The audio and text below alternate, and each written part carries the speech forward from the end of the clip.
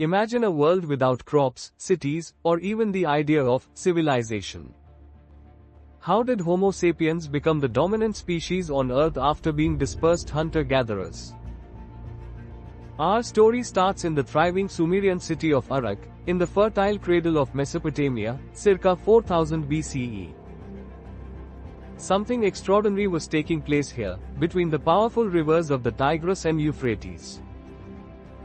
The people of Uruk were growing cereal grains like wheat and barley instead of hunting and collecting all day long. Agriculture was born during this time. They employed a basic yet essential tool, the hand mill, to turn these grains into sustenance. Raw grain is ground into flour by two stones working together. Humanity's first attempt to manage its food supply was this arduous procedure. We were no longer dependent on the whims of nature. We were creating our own sustenance.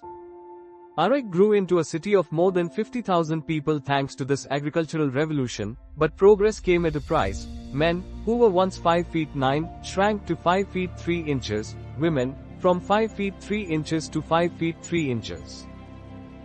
We became smaller, less physically imposing, gave up athleticism for the life of a farmer, and were tethered to the land, giving up the nomadic lifestyle that had defined us for millennia. The very essence of being human was changing. According to legend, King Gilgamesh, a ruler of Uruk, lived around 3000 BCE. In the Epic of Gilgamesh, one of the oldest surviving poems in the world, he tries to find immortality and meets Utnapishtim. He tells him about a terrible flood that was a divine attempt to wipe out humanity. In the face of death, Gilgamesh laments, "Life, which you look for, you will never find. For when the gods created man, they let death be his share, and life withheld in their own hands."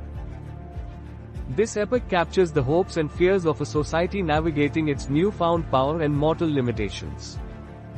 But the Sumerian rule was short-lived.